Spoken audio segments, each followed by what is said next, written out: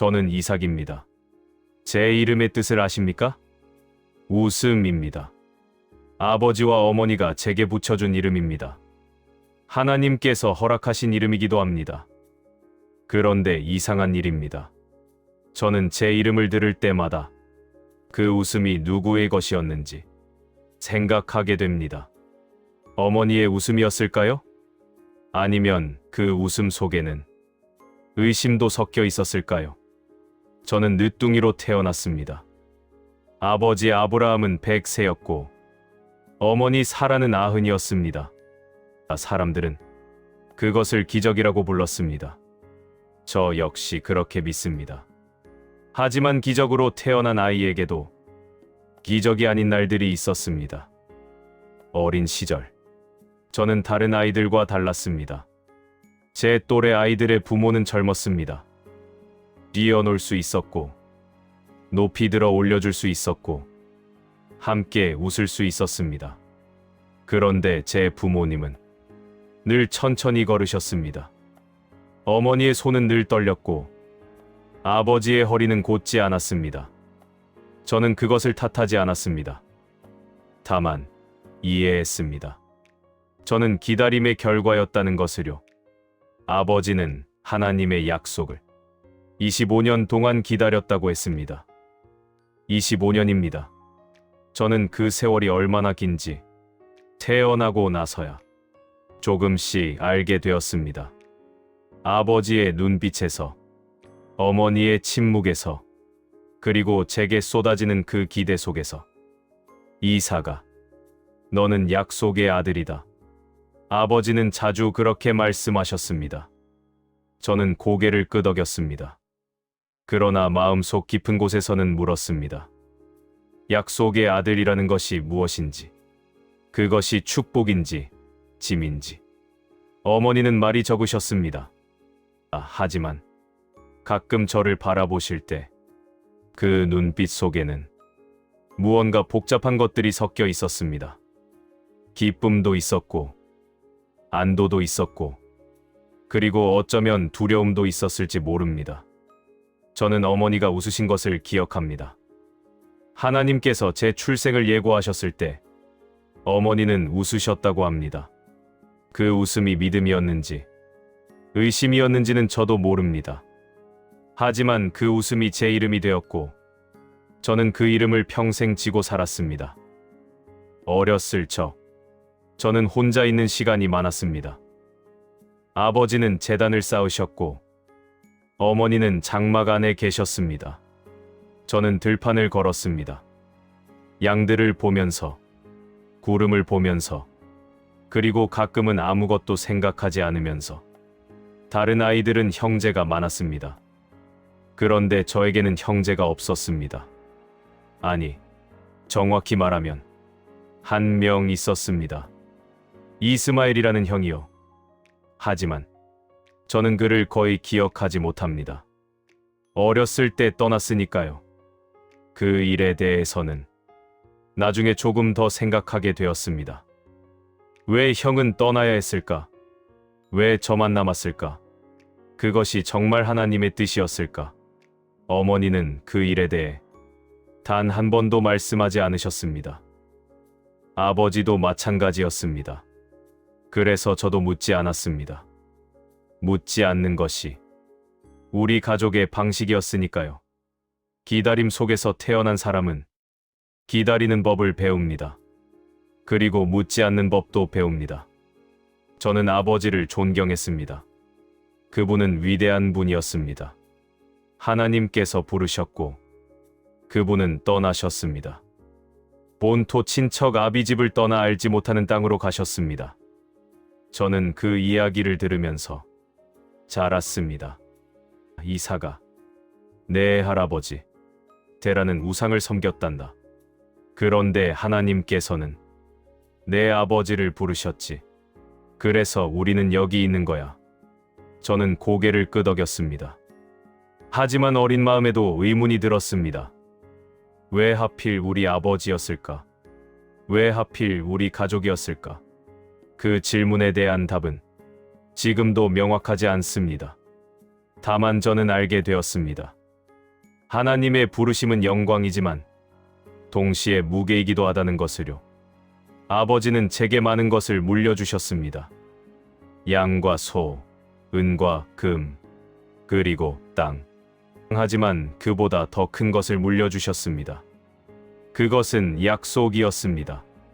너를 통해 땅의 모든 족속이 복을 받을 것이다. 그 말을 처음 들었을 때 저는 그 의미를 이해하지 못했습니다. 저는 그저 한 사람일 뿐이었습니다. 어떻게 저를 통해 모든 족속이 복을 받을 수 있을까요? 하지만 시간이 지나면서 저는 조금씩 이해하게 되었습니다. 그 약속은 제가 이루는 것이 아니라 하나님께서 이루시는 것이라는 것을요. 저는 그저 그 약속 안에 있는 사람일 뿐이었습니다.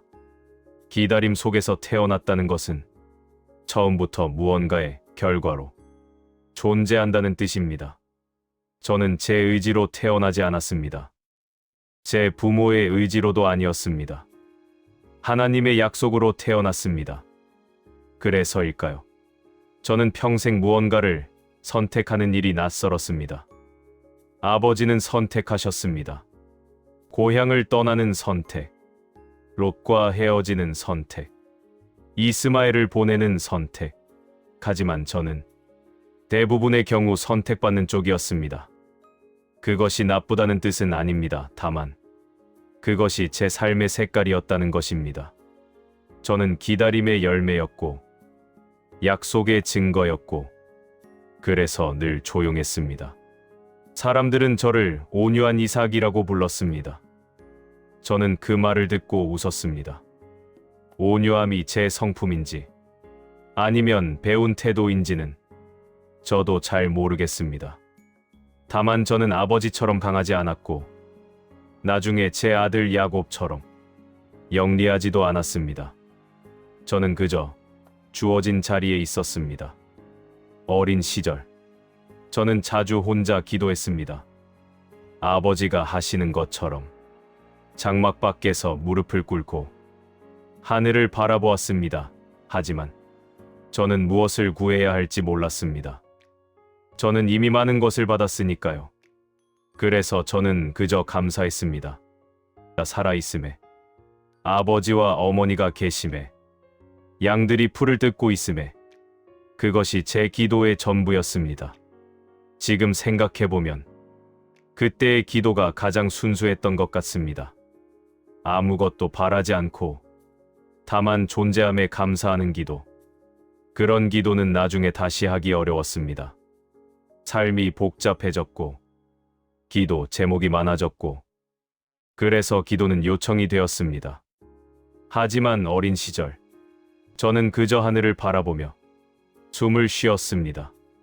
그것으로 충분했습니다. 사람들은 기다림을 힘들어합니다. 저도 그랬습니다. 하지만 저는 기다림 안에서 태어난 사람이기에 기다림이 끝이 아니라 시작이라는 것을 일찍 배웠습니다. 아버지와 어머니는 25년을 기다렸습니다. 그리고 저는 그 기다림의 끝에 태어났습니다. 하지만 그것으로 모든 것이 끝난 것이 아니었습니다. 기다림은 또 다른 기다림을 낳았고 약속은 또 다른 약속으로 이어졌습니다. 저는 그 긴 사슬의 한 골이었습니다. 시작도 아니었고 끝도 아니었습니다. 중간에 있는 사람, 그것이 제 위치였습니다. 중간에 있다는 것은 때로 외로운 일입니다. 앞을 보면 아버지의 큰 그림자가 있고 뒤를 보면 아직 오지 않은 미래가 있습니다. 그 사이에서 저는 오늘을 살았습니다. 어머니 사라는 제가 37살 되던 해에 돌아가셨습니다. 그날 저는 처음으로 기다림이 끝나는 순간을 경험했습니다. 기다림의 끝은 성취가 아니라 상실이었습니다. 아버지는 막벨라 굴을 사셨습니다. 그곳에 어머니를 묻으셨습니다. 저는 그 곁에 서서 흙이 덮이는 것을 지켜보았습니다. 그리고 깨달았습니다. 기다림 끝에 온 것은 웃음이 아니라 눈물이었다는 것을요. 하지만 그 눈물조차 하나님의 계획 안에 있었습니다. 어머니는 약속의 땅에 묻히셨습니다. 그것은 우리가 이곳에 뿌리를 내렸다는 증거였습니다. 우리는 더 이상 나그네가 아니었습니다. 이곳이 우리의 땅이었습니다. 저는 어머니의 무덤 앞에서 오래 서 있었습니다. 아버지는 멀찍이 떨어져 계셨습니다. 우리는 각자의 방식으로 슬퍼했습니다. 말이 필요 없었습니다. 그날 저는 생각했습니다. 저도 언젠가 이렇게 누군가의 슬픔이 될 것이라고. 그리고 그것이 나쁜 일이 아니라는 것을요. 슬픔은 사랑의 다른 이름이니까요. 기다림 속에서 태어난 사람은 기다림이 끝난 뒤에도 계속 기다립니다. 무엇을 기다리는지는 명확하지 않습니다. 다만 기다리는 것이 익숙합니다. 그것이 제 삶의 자세였습니다. 저는 아침에 일어나 해가 뜨는 것을 기다렸습니다. 양들이 우리에서 나오는 것을 기다렸습니다. 비가 오기를 기다렸고 열매가 있기를 기다렸습니다. 그리고 하루가 끝나기를 기다렸습니다. 기다림은 지루하지 않았습니다. 오히려 기다림 속에서 저는 평안을 느꼈습니다. 서두르지 않아도 되었고 조급해하지 않아도 되었습니다. 시간은 하나님의 것이었고 저는 그 시간 안에 있었습니다. 사람들은 제게 물었습니다. 이삭, 당신은 왜 그렇게 조용합니까? 저는 웃으며 대답했습니다. 기다림은 소리를 내지 않습니다. 그날의 이야기를 해야 할 것 같습니다. 사람들은 그날을 위대한 믿음의 사건이라고 부릅니다.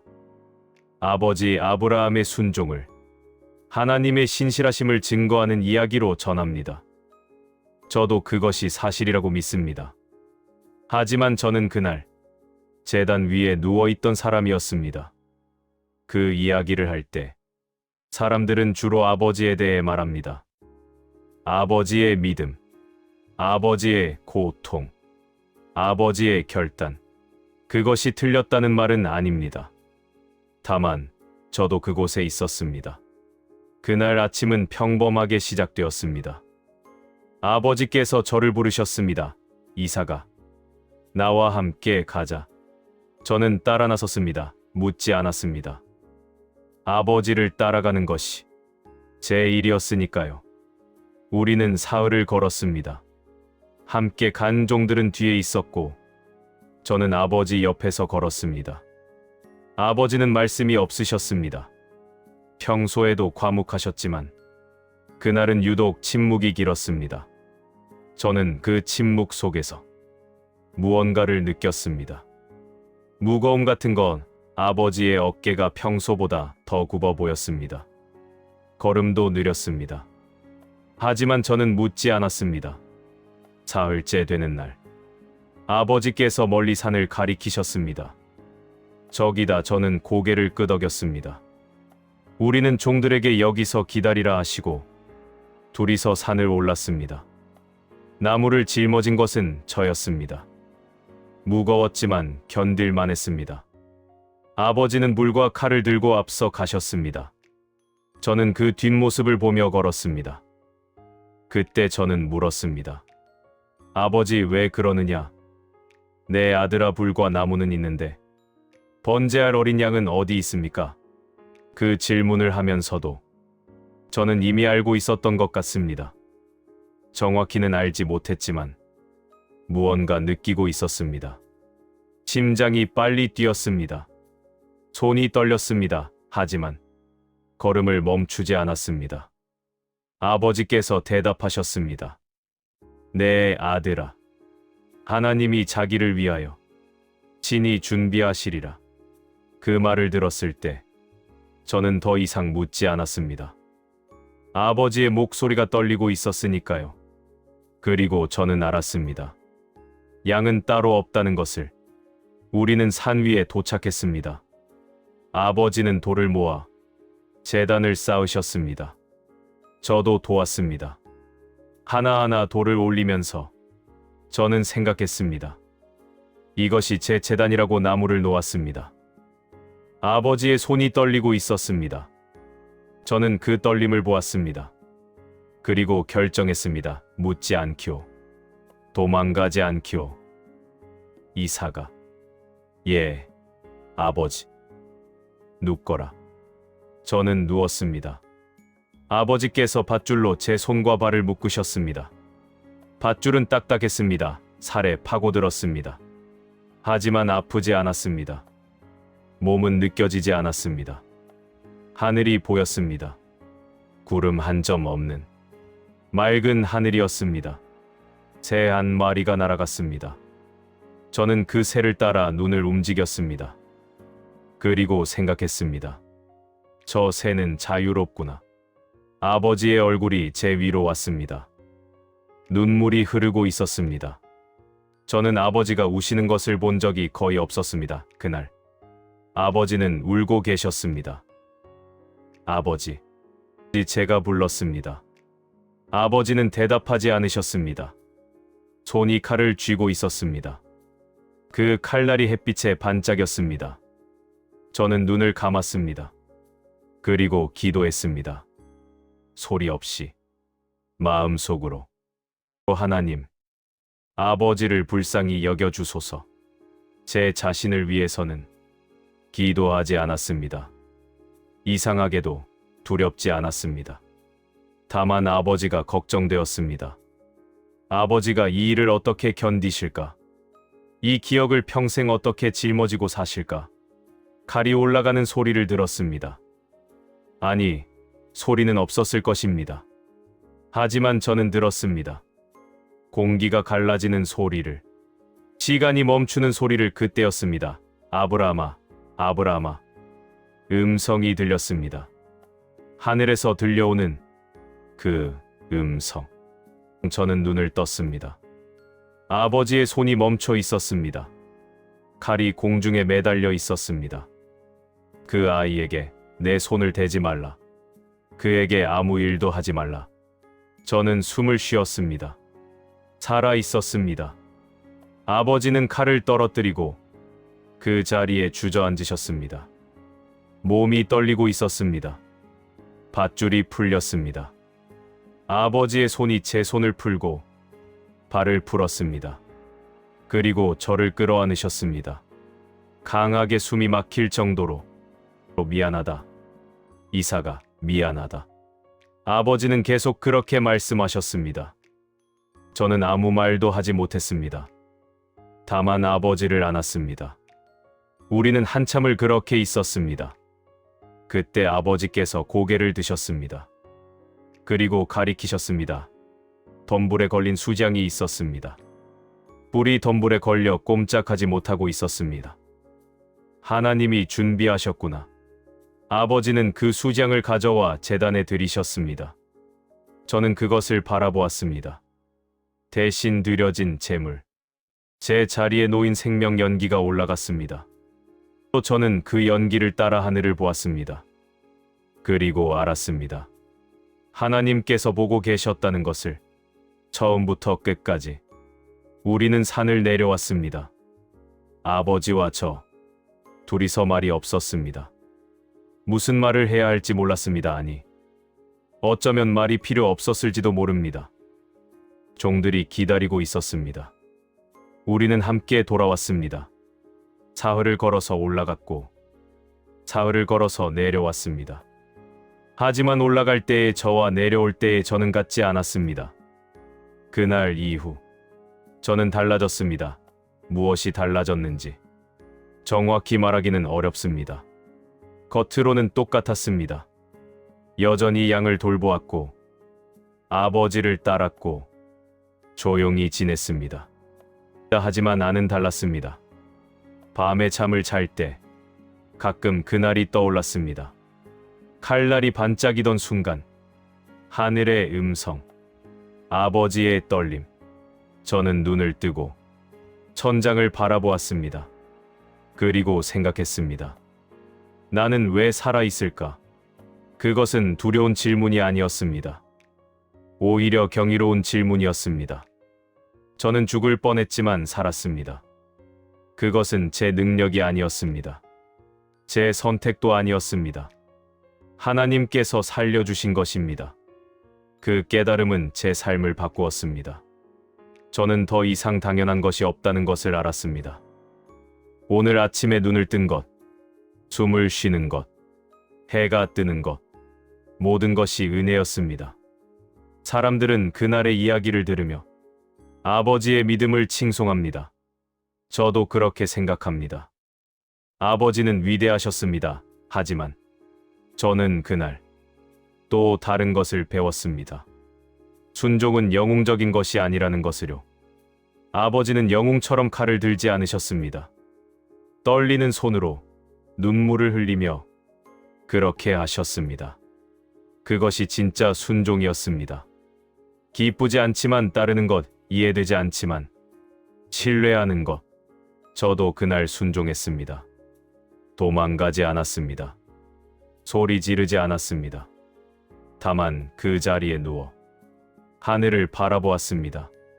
그것이 제가 할 수 있는 순종이었습니다. 사람들은 가끔 묻습니다. 그날 아버지를 원망하지 않았습니까? 저는 고개를 젓습니다. 원망하지 않았습니다. 아버지도 선택의 여지가 없으셨으니까요. 하나님께서 명하시면 우리는 따를 뿐입니다. 그것이 아버지가 사신 삶이었고 저도 그렇게 배웠습니다. 하지만 솔직히 말하면 그날 이후 아버지와의 관계는 조금 달라졌습니다. 전보다 말이 적어졌습니다. 아니, 원래도 말이 적었지만 더 적어졌습니다. 우리 사이에는 말로 할 수 없는 무언가가 있었습니다. 아버지는 저를 더 조심스럽게 대하셨습니다. 마치 깨질까봐 두려운 것처럼 저를 부르실 때도, 저를 바라보실 때도 그 눈빛에는 미안함이 섞여 있었습니다. 저는 괜찮다고 말하고 싶었습니다. 하지만 그 말을 꺼내면 그날의 일을 다시 꺼내는 것 같아서 차마 하지 못했습니다. 그래서 우리는 침묵했습니다. 서로를 사랑하면서도 그날에 대해서는 한 번도 이야기하지 않았습니다. 세월이 지나고 저는 그 침묵을 이해하게 되었습니다. 어떤 일들은 말로 하는 것이 아니라는 것을요. 말로 하면 오히려 그 무게가 가벼워질 수 있습니다. 그래서 우리는 침묵으로 그것을 기억했습니다. 그날의 산 이름은 여호와 이레가 되었습니다. 하나님께서 준비하신다는 뜻입니다. 사람들은 그 이름을 부르며 하나님의 신실하심을 기억합니다. 저도 그렇습니다. 하지만 제게 그 이름은 다른 의미도 있습니다. 그것은 살아남음의 의미입니다. 죽을 뻔했지만, 살았다는 것, 끝날 뻔했지만 계속된다는 것. 그날 이후 저는 모든 날을 선물처럼 살았습니다. 당연한 내일은 없었습니다. 오늘이 마지막일 수도 있었습니다. 그래서 저는 서두르지 않았습니다. 조급해하지 않았습니다. 주어진 오늘을 충실히 살았습니다. 사람들은 저를 보며 말했습니다. 이삭은 참 평안해 보입니다. 저는 웃었습니다. 평안이 아니라 받아들임이었습니다. 제 삶이 제 것이 아니라는 것을 받아들인 것. 그날 제단 위에서 저는 제 생명을 놓았습니다. 하나님께서 다시 주셨지만 저는 그것을 놓았던 것을 기억합니다. 그래서 그 이후의 모든 날들은 빌려온 시간 같았습니다. 빌려온 시간은 함부로 쓸 수 없습니다. 소중히 다루어야 합니다. 저는 그렇게 살았습니다. 하루하루를 마치 마지막인 것처럼, 그러나 내일도 올 것처럼. 밤마다 잠들기 전 저는 기도했습니다. 오늘도 살게 하셔서 감사합니다. 그것이 제 기도의 전부였습니다. 많은 것을 구하지 않았습니다. 살아있음, 그것으로 충분했습니다. 어머니는 그날의 일을 아셨을까요? 아버지께서 말씀하셨을까요? 저는 모릅니다. 어머니는 그 일에 대해 한 번도 말씀하지 않으셨습니다. 하지만 가끔 저를 바라보실 때 그 눈빛이 달라진 것을 느꼈습니다. 더 깊은 사랑이었을까요? 아니면 더 깊은 두려움이었을까요? 어쩌면 둘 다였을지도 모릅니다. 저를 거의 잃을 뻔했던 어머니, 그분의 마음을 저는 다 헤아릴 수 없습니다.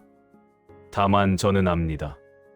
어머니께서 저를 더 꽉 안으셨다는 것을, 더 자주 제 이름을 부르셨다는 것을, 그것이 어머니의 방식이었습니다.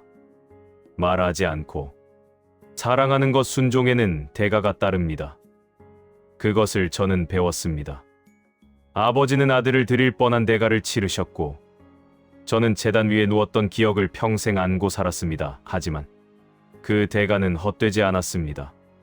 하나님께서는 보셨고, 인정하셨고, 약속을 확증하셨습니다. 내 씨로 말미암아 천하 만민이 복을 받으리라. 그 약속은 제게도 이어졌습니다. 저를 통해서도 복이 흐르게 하시겠다는 약속. 저는 그것을 붙들고 살았습니다. 제단에서 내려온 뒤 저는 자주 혼자 걸었습니다. 들판을 거닐며 생각했습니다. 저는 왜 살아남았을까? 무엇을 하며 살아야 할까? 명확한 답은 없었습니다. 다만 저는 알았습니다. 평범하게 사는 것도 순종일 수 있다는 것을요.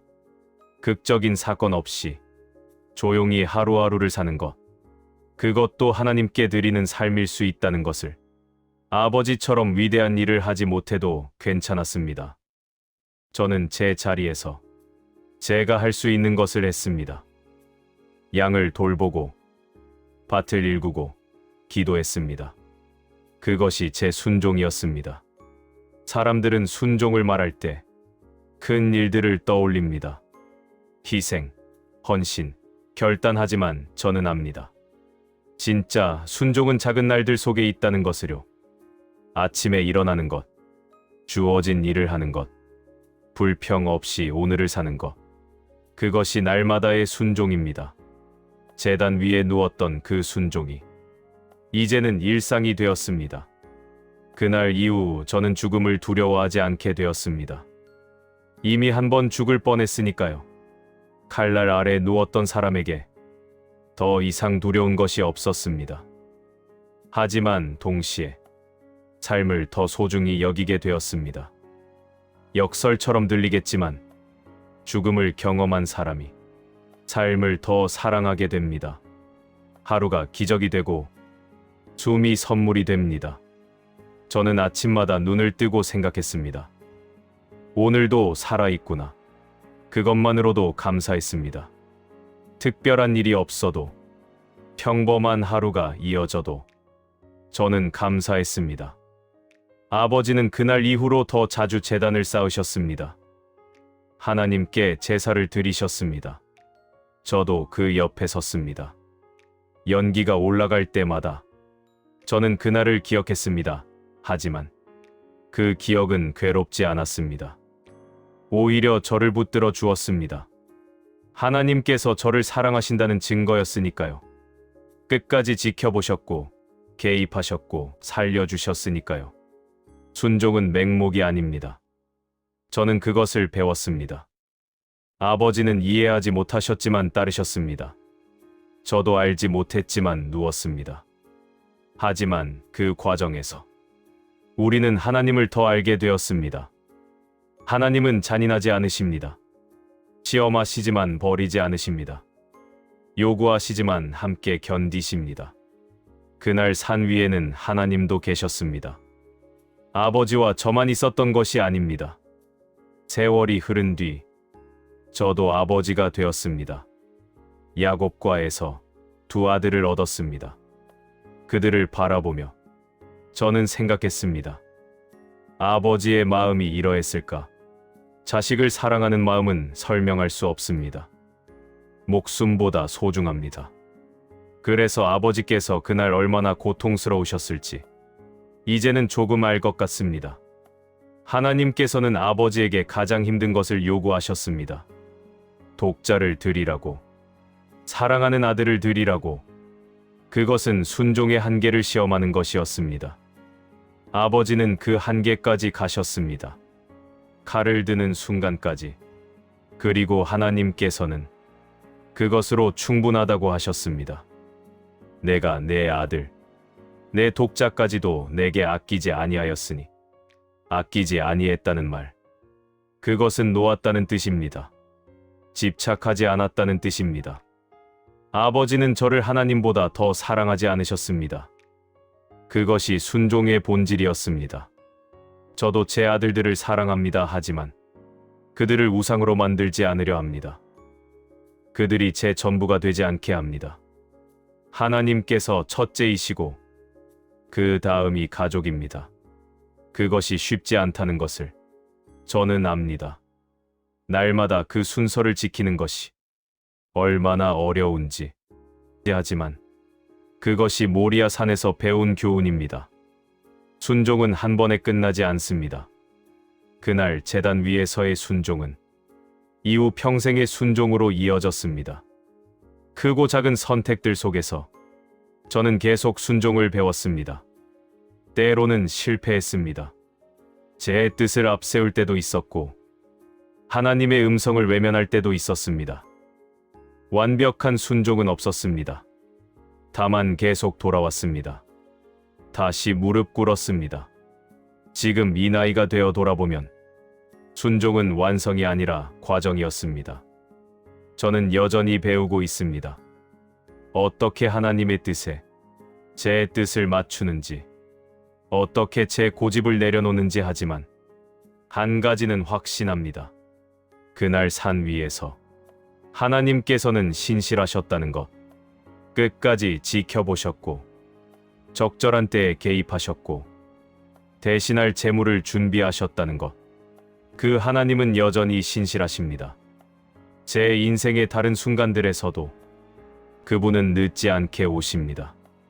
때로는 마지막 순간인 것처럼 느껴질 때도 있지만 그분은 오십니다. 순종하는 사람을 하나님은 버리지 않으십니다. 이것이 제가 배운 진리입니다. 길이 보이지 않아도, 이해되지 않아도 따라가면 하나님께서 길을 보여주십니다. 그날의 이야기는 이제 제 안에서 두려움이 아니라 위로가 되었습니다. 힘들 때마다 저는 그날을 떠올립니다. 제단 위에 누워 하늘을 보던 그 순간, 그리고 들려온 음성. 그 아이에게 내 손을 대지 말라. 하나님은 지켜보고 계십니다. 우리의 순종을, 우리의 고통을, 우리의 눈물을, 그리고 적절한 때에 말씀하십니다. 충분하다. 이제 됐다. 그 음성을 기다리며 사는 것. 그것이 순종하는 삶입니다. 어머니가 돌아가신 뒤 집은 텅 비었습니다. 아버지는 말이 더 없어지셨고 저는 더 자주 혼자 있었습니다. 슬픔은 크고 시끄러운 것이 아니었습니다. 조용히, 천천히 일상 속에 스며들었습니다. 어머니의 자리는 비어 있었지만 저는 그 빈자리를 채우려 하지 않았습니다. 어떤 빈자리는 채워지지 말아야 하니까요. 그냥 비워두고 가끔 그 앞에 서서 기억하는 것으로 충분했습니다. 아버지는 제 결혼을 생각하셨습니다. 저는 이미 40이 다 되었지만 아직 장가를 들지 못했습니다. 아버지는 걱정하셨습니다. 당신이 돌아가시기 전에 제가 가정을 이루기를 바라셨습니다. 그래서 늙은 종 엘리에셀을 보내셨습니다. 본토 아버지의 친척에게로. 거기서 아내를 구해 오라고 하셨습니다. 저는 그 결정에 따랐습니다. 제가 직접 가지 않은 것은 아버지 곁을 떠날 수 없었기 때문입니다. 엘리에셀이 떠난 날, 저는 들판에 나가 있었습니다. 저녁 때였습니다. 해가 지고 있었고 바람이 불었습니다. 저는 걸으며 기도했습니다. 하나님, 제게 맞는 사람을 보내주소서. 무엇이 맞는 사람인지 저는 몰랐습니다. 아름다운 사람, 현숙한 사람, 저는 구체적으로 구하지 않았습니다. 다만 하나님께서 예비하신 사람이면 된다고 생각했습니다. 그리고 저는 기다렸습니다. 기다림에는 익숙했습니다. 몇 주가 지났습니다. 어느 날 저녁, 저는 여전히 들판에서 묵상하고 있었습니다. 그때 멀리서 낙타 떼가 오는 것이 보였습니다. 엘리에셀이 돌아온 것입니다. 저는 걸어갔습니다. 천천히 그리고 보았습니다. 낙타 위에 한 여인이 타고 있었습니다. 그녀도 저를 보았습니다. 낙타에서 내렸습니다. 면사포로 얼굴을 가렸습니다. 엘리에셀이 말했습니다. 이 사람이 리브가입니다. 나의 주인 아브라함의 조카 부두엘의 딸입니다. 저는 리브가를 바라보았습니다. 면사포 너머로 눈만 보였습니다. 그 눈은 맑았습니다. 그리고 조금 불안해 보였습니다. 먼 길을 와서 처음 보는 사람을 만나 이제 그와 평생을 살아야 하는 여인. 저는 그녀의 불안을 이해했습니다. 저도 불안했으니까요. 하지만 이상하게도 마음 한편에는 평안이 있었습니다. 하나님께서 보내신 사람이라는 확신 같은 것. 얻어서 오십시오. 제가 말했습니다. 리브가는 고개를 숙였습니다. 대답은 없었습니다. 저는 그녀를 어머니의 장막으로 안내했습니다. 그 빈 공간으로. 그날 밤, 저는 리브가와 혼인했습니다. 간단한 예식이었습니다. 아버지께서 축복하셨고, 저는 그녀의 손을 잡았습니다. 떨리는 손이었습니다. 어머니의 장막에서 우리는 첫날 밤을 보냈습니다. 말이 많지 않았습니다. 저도 리브가도 말이 필요한 사람들이 아니었습니다. 다만 곁에 있었습니다. 그것으로 충분했습니다. 리브가는 아름다웠습니다. 하지만 제가 그녀를 사랑하게 된 것은 아름다움 때문이 아니었습니다. 그녀에게는 조용한 강인함이 있었습니다. 먼 길을 와서 낯선 땅에, 낯선 사람에게 온 용기. 이 어머니, 사라에 대해 이야기해 주세요. 리브가가 어느 날 물었습니다. 저는 어머니에 대해 말했습니다. 웃음이라는 이름의 의미, 기다림. 그리고 사랑. 리브가는 조용히 들었습니다. 저도 그런 어머니가 되고 싶어요. 그녀가 말했습니다. 저는 그녀의 손을 잡았습니다. 당신은 당신대로 좋은 어머니가 될 것입니다. 하지만 시간이 지나도 리브가는 임신하지 못했습니다. 1년, 2년, 5년 세월이 흘렀습니다. 저는 서서히 불안해졌습니다. 혹시 저도 아버지처럼 오래 기다려야 하는 것일까? 리브가는 더 고통스러워했습니다. 여인에게 자식이 없다는 것은 수치였습니다. 사람들의 시선, 속삭임. 저는 그녀를 위로했지만 말로는 부족했습니다.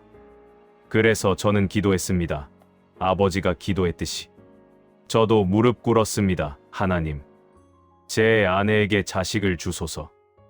아버지께서 기다리셨던 것처럼 저도 기다리겠습니다. 하지만 리브가가 너무 고통스러워합니다. 불쌍히 여겨주소서. 하나님께서는 들으셨습니다. 리브가가 임신했습니다.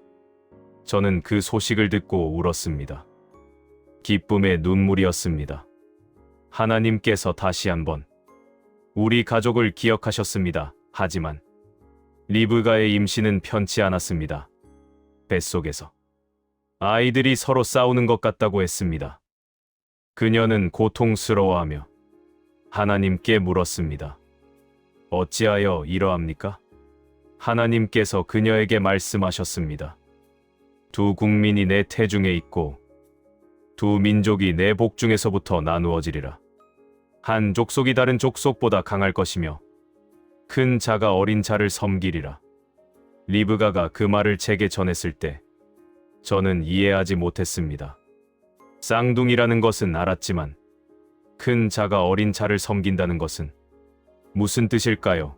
대산일이 되었습니다. 저는 장막 밖에서 기다렸습니다. 리브가의 신음 소리가 들렸습니다. 저는 주먹을 쥐고 기도했습니다. 제발 살려주소서. 첫째가 나왔습니다. 온몸이 붉고 털이 많았습니다. 저는 그를 에서라고 불렀습니다. 그리고 둘째가 나왔습니다. 에서의 발꿈치를 잡고 나왔습니다. 저는 그를 야곱이라고 불렀습니다. 두 아들, 하나님께서 주신 두 아들. 저는 그들을 안았습니다. 작고 연약한 생명, 제 품에서 울고 있는 이 아이들이 얼마나 소중한지 제가 제단 위에 누웠을 때를 생각했습니다. 만약 그날 제가 죽었다면 이 아이들은 태어나지 못했을 것입니다. 하나님의 계획은 이렇게 이어집니다. 제가 살았기에 이 아이들이 있습니다. 이 아이들을 통해 약속이 계속됩니다. 하지만 두 아들은 처음부터 달랐습니다. 에서는 거칠었고 야곱은 조용했습니다.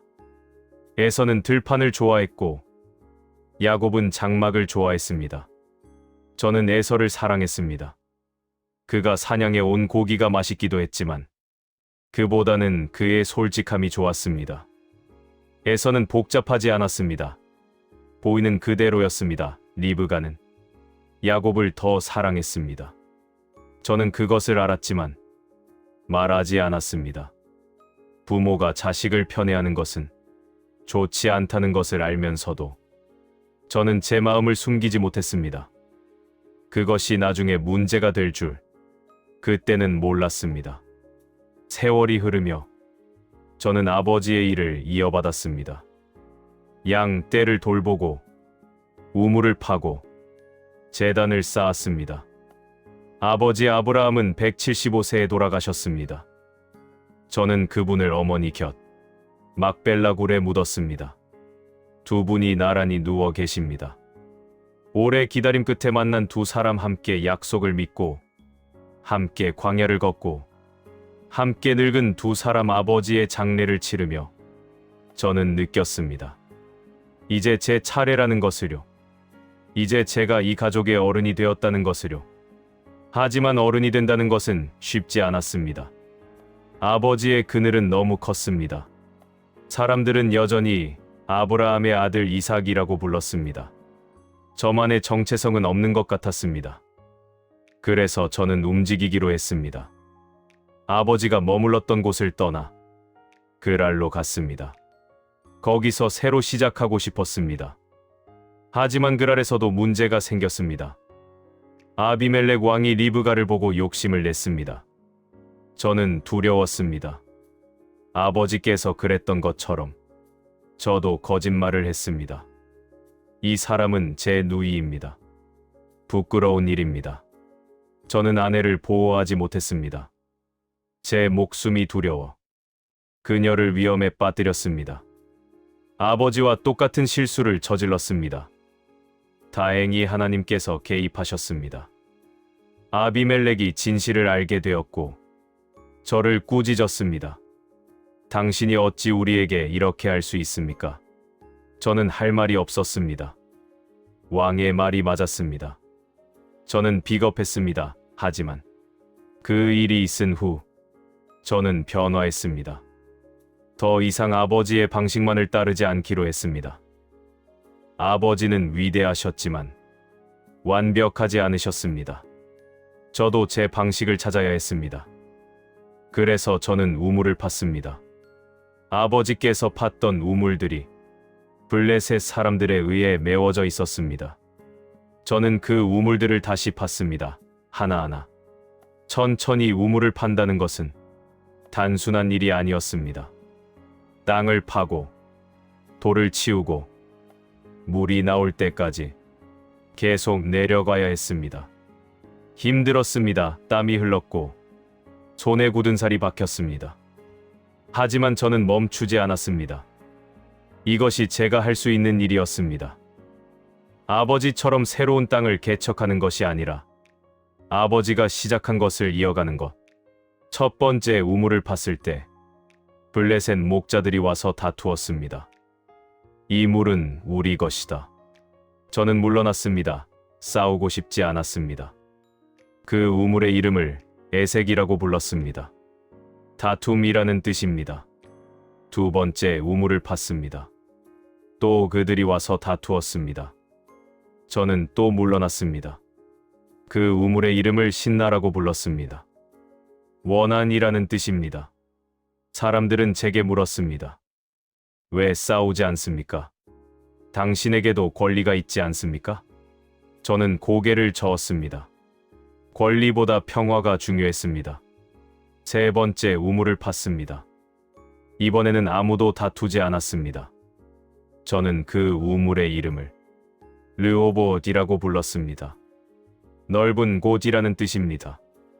이제 여호와께서 우리를 위하여 넓게 하셨으니 우리가 이 땅에서 번성하리로다. 우물을 파면서 저는 많은 것을 배웠습니다. 첫째, 인내를 배웠습니다. 물은 바로 나오지 않습니다. 계속 파야 합니다.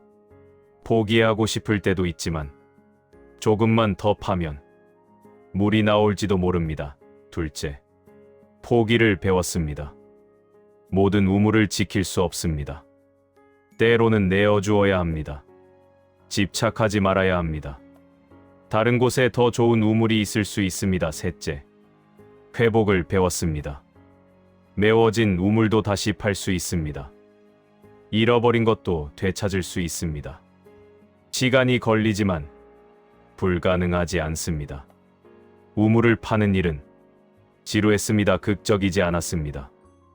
아버지처럼 하나님의 음성을 직접 듣는 것도 아니었습니다. 그저 매일 땅을 파고 돌을 치우고 기다리는 것. 하지만 그것이 제 일이었습니다. 누군가는 새로운 길을 가고 누군가는 기존의 길을 보수합니다. 둘 다 필요한 일입니다. 저는 아버지의 우물을 다시 팠습니다. 그리고 제 우물도 팠습니다.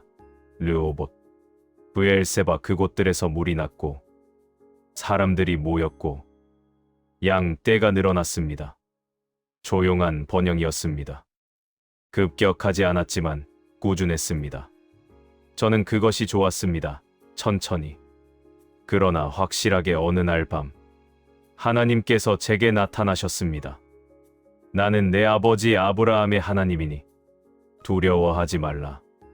내 종 아브라함을 위하여 내가 너와 함께 있어 내게 복을 주어 내 자손을 번성하게 하리라. 그 음성을 듣고 저는 울었습니다. 하나님께서 저를 잊지 않으셨습니다. 아버지 때문이 아니라 저를 위해서도 함께 계시겠다고 하셨습니다. 저는 그곳에 제단을 쌓았습니다. 여호와의 이름을 부르며 예배했습니다. 그날 밤의 은혜를 잊지 않기 위해서. 회복은 이렇게 왔습니다. 갑자기가 아니라, 조용히 기적처럼이 아니라, 일상처럼 매일 우물을 파고, 양을 돌보고, 가족을 사랑하고, 하나님께 기도하는 것. 그것이 회복의 과정이었습니다.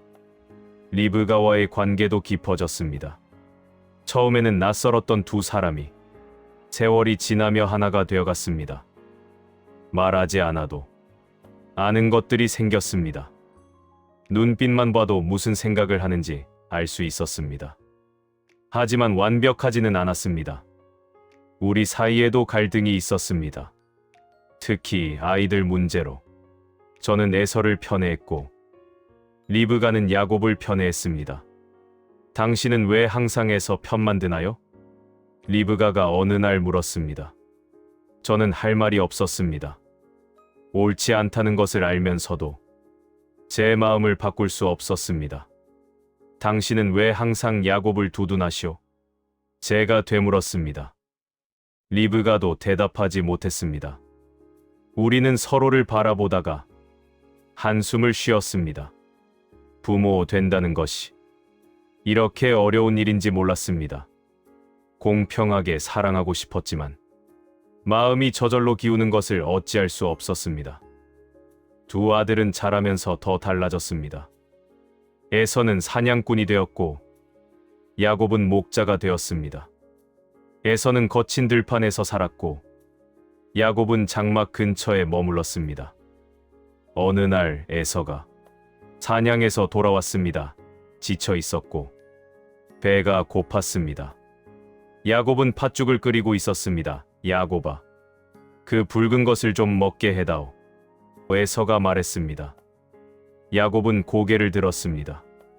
그의 눈에 뭔가 번뜩이는 것을 저는 보았습니다. 형의 장자권을 내게 팔면 주겠소. 야곱이 말했습니다. 저는 깜짝 놀랐습니다. 그런 요구를 하다니.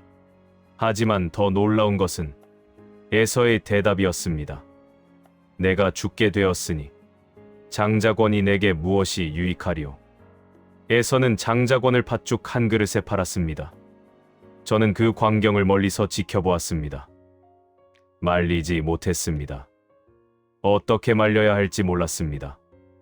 그날 밤, 저는 잠을 이루지 못했습니다. 두 아들이 걱정되었습니다. 에서는 너무 경솔했고, 야곱은 너무 영리했습니다. 둘 다 문제였습니다. 리브가는 제 걱정을 알았지만 말하지 않았습니다. 우리는 각자의 생각 속에 있었습니다. 시간이 더 흘렀습니다. 에서는 해쪽 속의 여자들을 아내로 맞았습니다. 그것은 저와 리브가에게 큰 근심이 되었습니다. 아버지께서 그토록 강조하셨던 것, 같은 믿음을 가진 자와 혼인하라는 것을 에서는 무시했습니다. 저는 에서에게 말했습니다. 에서야, 이것은 옳지 않다. 하지만 에서는 이미 결정한 일이었습니다. 저는 더 이상 말하지 못했습니다. 리브가는 더 상심했습니다. 저 여자들 때문에 살기가 싫어요. 그녀가 말했습니다. 저는 그녀를 위로했지만 저도 마음이 편치 않았습니다. 자식은 부모의 뜻대로 크지 않습니다. 저는 그것을 배웠습니다. 아무리 가르치고 기도해도 그들은 자기 길을 갑니다. 그것이 고통스럽지만 받아들여야 합니다. 회복은 완성이 아닙니다. 회복한 후에도 새로운 문제가 생깁니다. 우물을 파도 또 메워지고 평화를 얻어도 또 다툼이 생깁니다. 하지만 저는 포기하지 않았습니다. 다시 파고, 다시 화해하고, 다시 시작했습니다. 그것이 사는 것이었습니다. 어느 날, 저는 르호봇 우물 곁에 앉아 있었습니다. 물을 바라보며 생각했습니다. 이 물은 땅 깊은 곳에서 솟아오릅니다. 보이지 않는 곳에서, 조용히 회복도 그런 것 같습니다. 깊은 곳에서 시작됩니다. 마음 깊은 곳, 보이지 않는 곳에서 그것이 천천히 위로 올라와 결국 표면에 드러납니다. 저는 조급하지 않았습니다. 빨리 회복되기를 원하지 않았습니다. 다만 매일 조금씩 나아지기를 바랐습니다. 어제보다 오늘, 오늘보다 내일 그렇게 저는 살았습니다. 우물을 파듯 천천히. 그러나 리브가와 저는 늙어갔습니다. 백발이 늘었고 주름이 깊어졌습니다. 하지만 우리는 여전히 함께 있었습니다. 처음처럼 뜨겁지는 않았지만 더 깊은 사랑이 있었습니다. 당신과 함께 살 수 있어서 좋았어요. 어느 날 리브가가 말했습니다. 저는 그녀의 손을 잡았습니다. 주름진 손이었습니다. 나도 그렇소. 많은 말이 필요하지 않았습니다. 우리는 함께 세월을 건넜고 그것으로 충분했습니다. 회복은 극적이지 않습니다. 천천히 오고 조용히 머뭅니다. 하지만 그것이 진짜 회복입니다. 순간의 기쁨이 아니라 오래가는 평안. 저는 그 평안 속에서 살았습니다. 완벽하지 않았지만 감사했습니다. 모든 것이 해결되지 않았지만 괜찮았습니다. 하나님께서는 완벽함을 요구하지 않으십니다. 다만 계속 걷기를 원하십니다. 넘어져도 일어나고 실패해도 다시 시도하고 포기하지 않는 것. 그것이 회복입니다. 끝이 아니라 과정, 목적지가 아니라 여정. 저는 그 여정 위에 있었습니다. 오늘도 내일도 계속 눈이 어두워졌습니다. 언제부터였을까요? 조금씩 천천히 세상이 흐릿해졌습니다.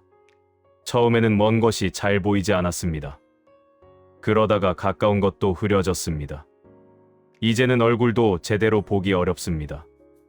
늙는다는 것이 이런 것입니다. 하나씩 잃어가는 것. 시력, 청력, 힘. 당연하다고 여겼던 것들이 하나씩 떠나갑니다. 하지만 불평하지 않습니다. 이것도 삶의 일부이니까요. 젊음이 있었고 이제 노년이 있습니다. 자연스러운 일입니다.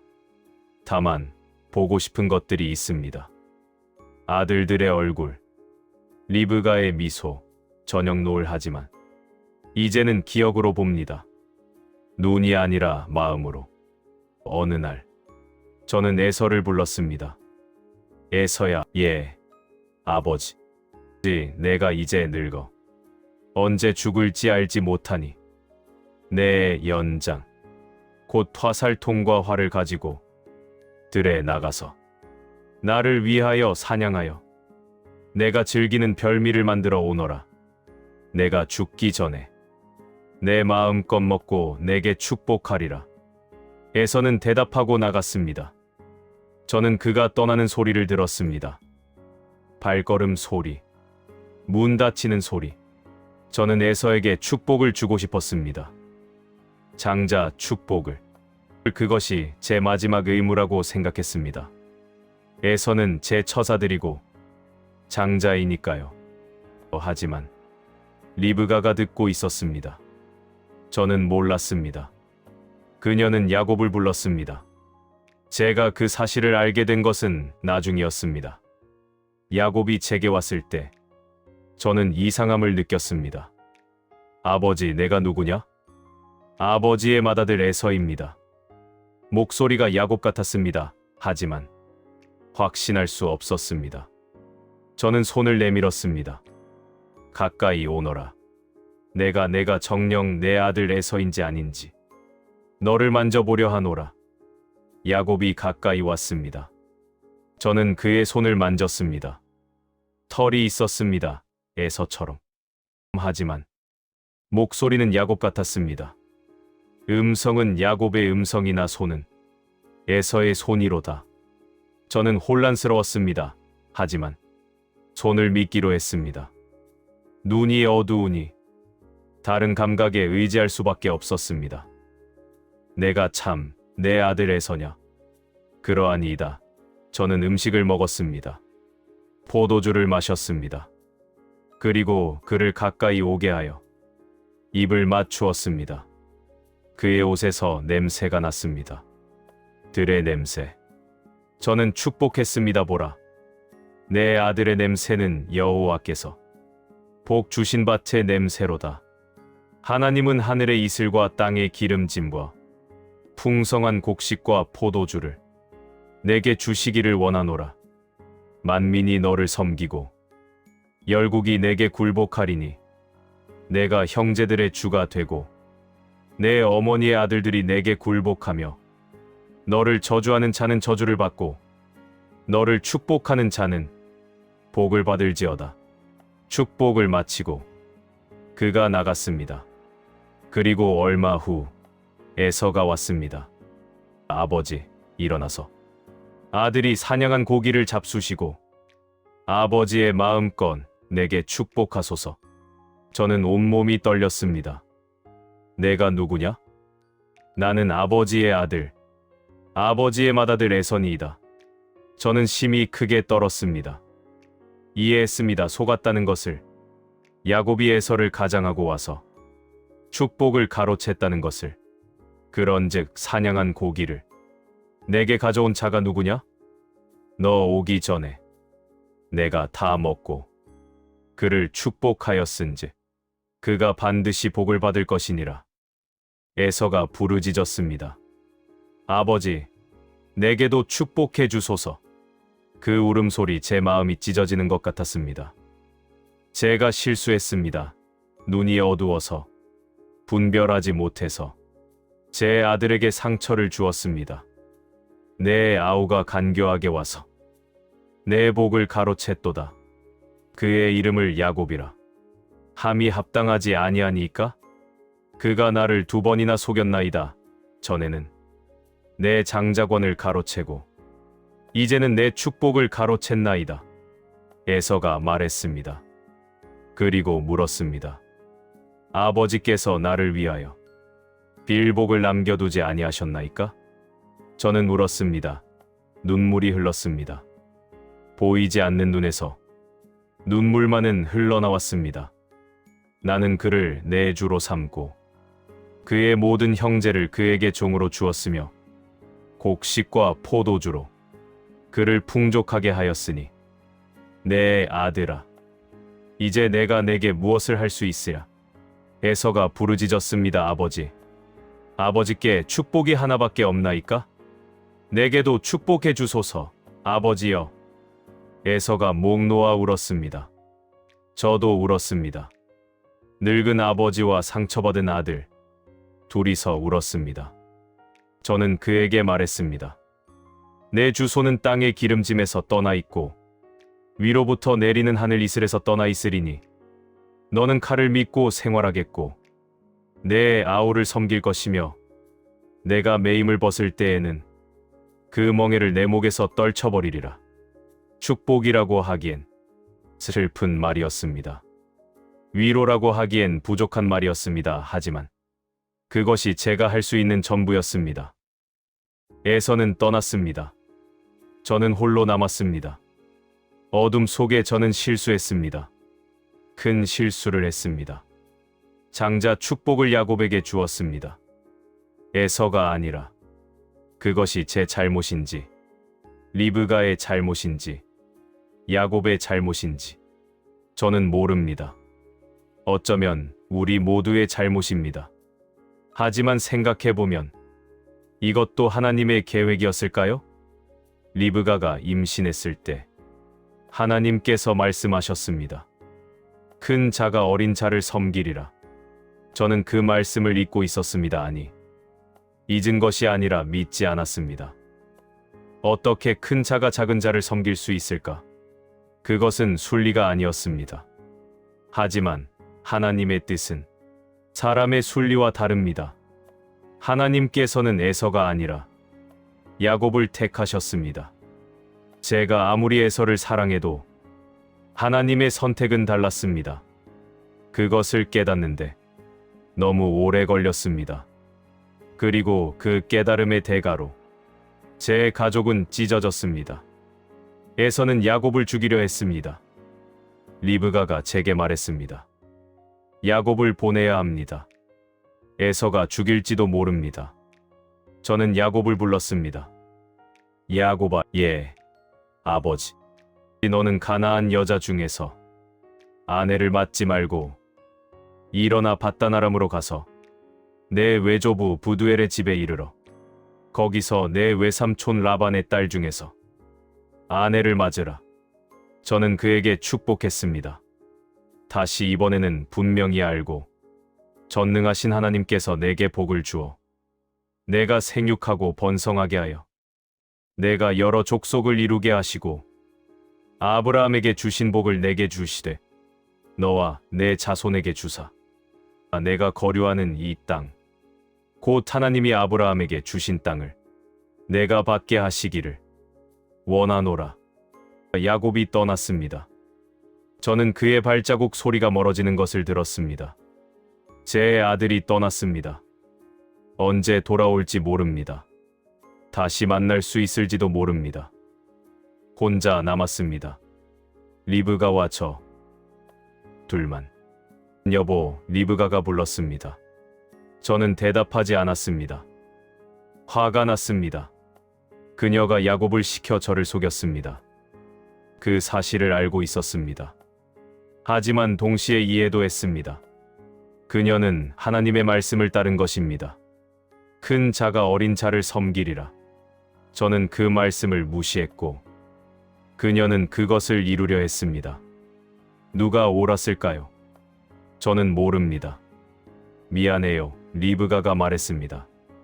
저는 그녀의 손을 잡았습니다. 용서했습니다. 용서할 수밖에 없었습니다. 그녀는 제 아내이고 저는 그녀를 사랑했으니까요. 나도 미안하오. 제가 말했습니다. 저도 잘못이 있었습니다.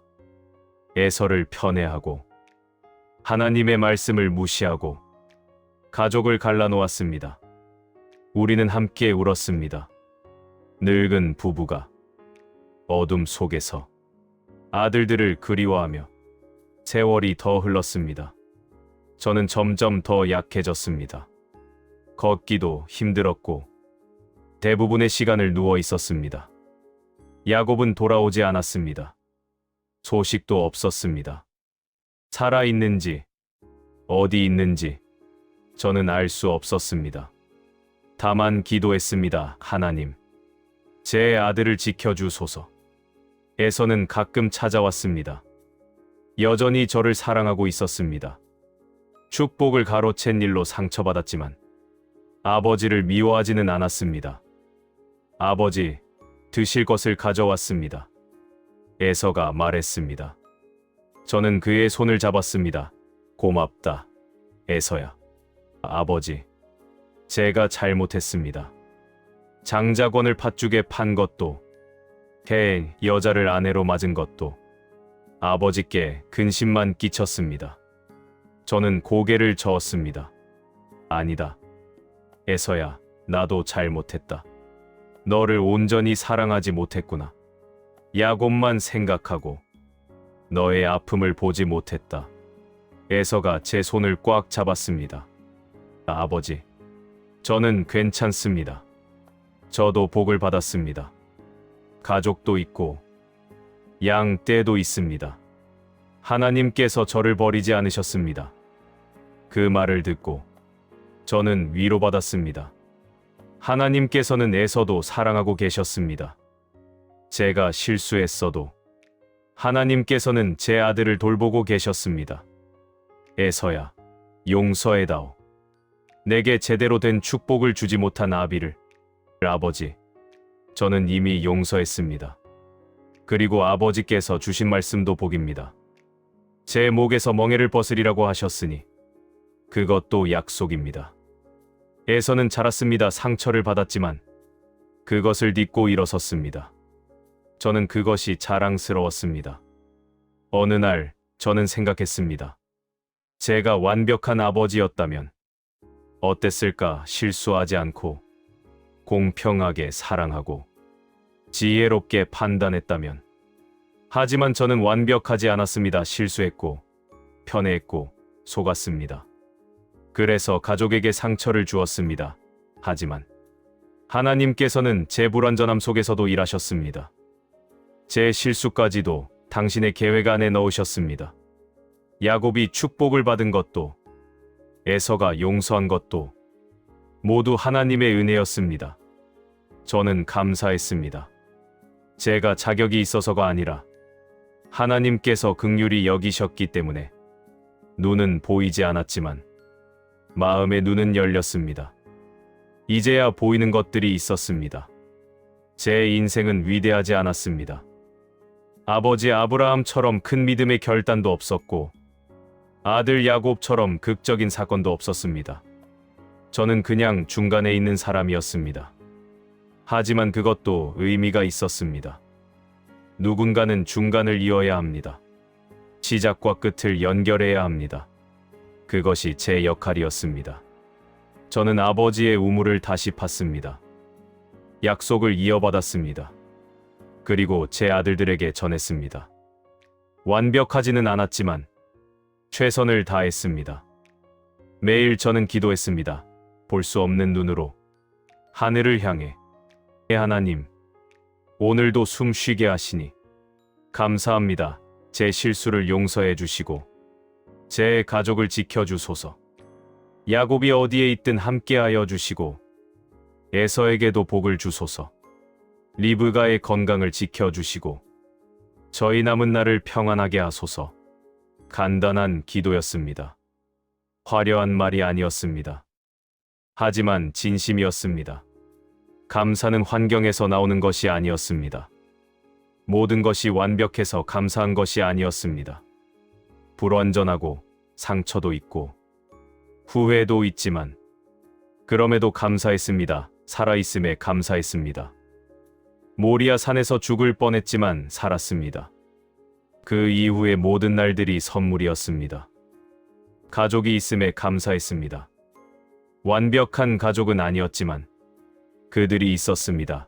리브가, 에서, 그리고 어디엔가 있을 야곱. 하나님께서 버리지 않으심에 감사했습니다. 제가 실수해도, 약해도, 불완전해도 하나님께서는 함께 하셨습니다. 어느 날 밤, 저는 꿈을 꾸었습니다. 꿈 속에서 저는 다시 젊었습니다.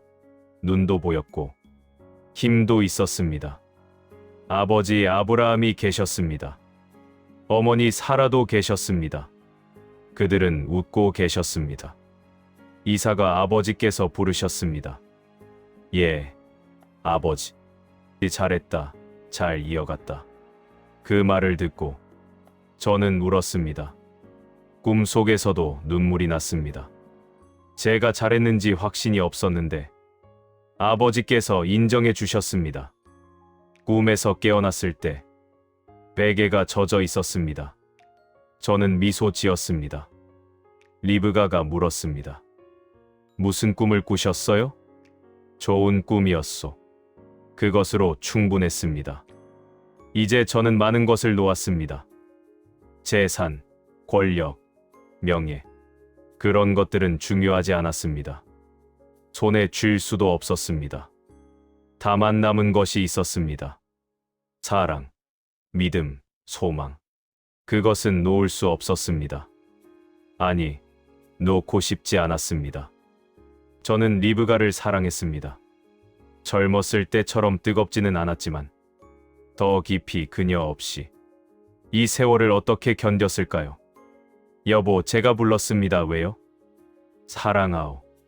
리브가가 웃었습니다. 갑자기 왜 그런 말을? 갑자기가 아니오. 늘 하고 싶었던 말이오. 그런데 자주 하지 못했소. 리브가가 제 손을 잡았습니다. 저도 사랑해요.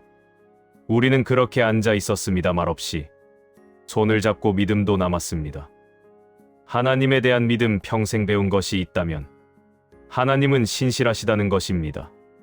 때로는 이해할 수 없는 방식으로 일하시지만 결국은 선하게 이끄십니다. 제단 위에서 배웠습니다. 하나님은 끝까지 지켜보신다는 것을 우물을 파면서 배웠습니다. 하나님은 넓은 곳으로 인도하신다는 것을 가족의 아픔 속에서 배웠습니다. 하나님은 상처도 사용하신다는 것을, 그 믿음을 저는 잃지 않았습니다. 눈이 어두워도, 몸이 약해도 그 믿음은 남아 있었습니다. 소망도 있었습니다. 야곱을 다시 볼 수 있으리라는 소망, 두 아들이 화해하리라는 소망, 하나님의 약속이 이어지리라는 소망. 어쩌면 제가 살아있는 동안 보지 못할지도 모릅니다. 하지만 그래도 괜찮습니다. 소망은 눈으로 보는 것이 아니니까요. 하나님, 제가 못 보더라도 야곱을 지켜주소서. 언젠가 그가 이 땅으로 돌아와 약속을 이어가게 하소서. 저는 매일 그렇게 기도했습니다. 어느 날 리브가가 말했습니다. 야곱에게서 소식이 왔어요. 정말요? 네. 라반의 집에서 잘 지내고 있대요. 가정도 꾸렸고요. 저는 안도의 한숨을 쉬었습니다. 그래, 잘 됐구려. 언젠가 돌아오고 싶다고 했어요. 그때까지 내가 살아있을까? 하나님께서 아실 거예요. 리브가의 말이 맞았습니다. 하나님께서 아십니다. 제가 언제까지 살지, 야곱을 다시 만날지, 모든 것을 저는 그것을 하나님께 맡겼습니다. 제 손에 있지 않은 일들을 그렇게 하니 마음이 편했습니다. 날마다 저는 작은 것에 감사했습니다. 아침에 눈을 뜰 수 있음에, 리브가의 목소리를 들을 수 있음에, 바람이 부는 것을 느낄 수 있음에, 하나님, 오늘도 이렇게 살아있게 하시니 감사합니다. 매일 아침 같은 기도를 드렸습니다. 지루하지 않았습니다. 매일이 새로운 선물이었으니까요. 젊었을 때는 많은 것을 바랐습니다. 아버지처럼 위대하기를, 사람들에게 인정받기를, 완벽한 가장이 되기를. 하지만 그런 것들은 이루지 못했습니다. 대신 다른 것을 얻었습니다. 평범한 날들의 소중함, 불완전해도 계속되는 사랑, 상처 속에서도 자라는 믿음. 그것으로 충분했습니다. 아니, 그것이 전부였습니다. 사람들은 제 이름을 기억할 것입니다. 아브라함의 아들, 야곱의 아버지로 중간에 있는 사람으로. 그것도 좋습니다. 저는 중간을 이었습니다. 시작을 끝으로, 과거를 미래로. 그것이 제 삶이었습니다. 화려하지 않았습니다. 평범했습니다. 하지만 의미 있었습니다. 하나님의 이야기 속에서 저도 한 페이지였습니다. 이제 저는 편안합니다. 불안하지 않습니다. 언제 하나님께서 부르실지 모르지만 두렵지 않습니다. 한번 제단 위에 누워본 사람은 죽음을 두려워하지 않습니다. 이미 경험했으니까요. 그리고 알았습니다. 하나님께서 그때도 함께 하셨듯이 마지막 순간에도 함께 하실 것이라는 것을. 리브가에게 말했습니다. 여보, 내가 먼저 가더라도 슬퍼하지 마시오. 무슨 말씀을 그렇게 하세요? 우리는 다시 만날 것이오. 저 하늘에서 아버지와 어머니도 계시고 우리도 거기서 만날 것이오. 리브가가 울었습니다. 저는 그녀를 안았습니다. 떨리는 몸. 우리는 함께 늙었습니다. 당신도 오래 사시오. 야곱이 돌아올 때까지. 그러고 싶어요. 하지만 그것도 하나님 뜻에 달렸지요. 우리는 알고 있었습니다. 작별이 가까이 왔다는 것을. 하지만 두렵지 않았습니다. 함께한 세월이 있었고 그것으로 충분했습니다. 어느 날 에서가 찾아왔습니다. 아버지, 괜찮으세요? 에서야, 왔느냐? 네. 아버지 문 안 들이러 왔습니다. 저는 그의 손을 잡았습니다. 큰 손이었습니다. 거친 손이었습니다. 일하는 손. 에서야, 너는 좋은 아들이다. 아버지, 내가 제대로 사랑하지 못했지만 너는 그래도 효도했다. 고맙다. 아버지, 그런 말씀 마세요. 제가 오히려 죄송합니다. 아니다. 너는 잘했다. 하나님께서 너를 축복하실 것이다. 에서가 울었습니다. 저도 울었습니다. 아버지와 아들, 서로 용서하고 사랑하며 야곱을 용서해다오. 제가 말했습니다. 아버지, 저는 이미 알고 있다. 하지만 다시 한번 부탁한다. 그가 돌아오면 용서해 주어라. 형제끼리 원수가 되지 말아라. 예. 아버지, 그렇게 하겠습니다. 에서의 약속을 받고 저는 안심했습니다. 밤이 되었습니다. 저는 누워 있었습니다. 리브가가 옆에 앉아 있었습니다. 여보, 네. 행복했소? 리브가가 웃었습니다. 물어볼 필요도 없는 질문이에요. 물론이죠. 고마웠소. 당신과 함께여서. 저야말로요. 우리는 손을 잡고 있었습니다. 말이 필요 없었습니다. 저는 눈을 감았습니다. 피곤했습니다. 편안하게 피곤했습니다. 하나님, 감사합니다. 마지막 기도였습니다. 길지 않았습니다. 화려하지도 않았습니다. 하지만 진심이었습니다. 제 인생을 지켜주셔서 감사합니다. 불완전했지만 함께 하셨습니다. 실수했지만 버리지 않으셨습니다. 이제 제 영을 받아 주소서. 평안이 왔습니다. 깊은 평안. 모든 것을 놓을 수 있는 평안. 저는 이삭입니다. 기다림 속에서 태어났고 순종을 배웠고 회복을 경험했고 감사로 살았습니다. 완벽하지 않았습니다. 영웅도 아니었습니다. 그저 평범한 사람이었습니다. 하지만 하나님께서는 저를 사용하셨습니다. 평범함을 통해, 불완전함을 통해 당신의 이야기를 이어가셨습니다. 그것이 제 위로입니다. 저의 존재가 헛되지 않았다는 것, 제 삶이 의미 있었다는 것, 지금 이 순간도 저는 감사합니다. 숨을 쉬고 있습니다. 아직 살아 있습니다. 그것만으로도 감사합니다. 내일도 눈을 뜰 수 있을까요? 모르겠습니다. 하지만 그것도 하나님의 손에 있습니다. 오늘이 마지막이어도 괜찮습니다. 후회는 없습니다. 남은 것이 있다면 감사뿐입니다. 감사는 환경이 아니라 선택입니다. 모든 것이 완벽해서 감사한 것이 아니라 모든 것 속에서 하나님을 보았기에 감사합니다. 이것이 제가 배운 마지막 교훈입니다. 남은 것에 감사하라. 잃은 것을 세지 말고 남은 것을 세어라. 눈은 보이지 않지만 손은 아직 움직입니다. 걷지는 못하지만 숨은 아직 쉽니다. 많은 것을 잃었지만 하나님은 여전히 함께 하십니다. 그것으로 충분합니다. 저는 이삭입니다. 웃음이라는 이름을 가진 사람. 어머니가 웃었고 하나님께서 웃으셨습니다. 그 웃음 속에서 저는 태어났고 살았고 지금도 살고 있습니다. 제 인생이 누군가에게 위로가 되기를 바랍니다. 특별하지 않아도 괜찮다는 것을, 중간에 있어도 의미가 있다는 것을, 불완전해도 하나님께서 함께 하신다는 것을, 오늘도 숨 쉬게 하신 하나님께 감사드립니다. 내일도 이 감사가 계속되기를 소망합니다. 그리고 마지막 날, 하나님 앞에 설 때도 같은 말을 하고 싶습니다. 감사했습니다. 살게 하셔서, 사랑하게 하셔서, 당신의 이야기 속에 있게 하셔서. 저는 이삭입니다. 기다림 이후에 많은 것이 남았습니다. 그 남은 것들이 제 인생이었습니다.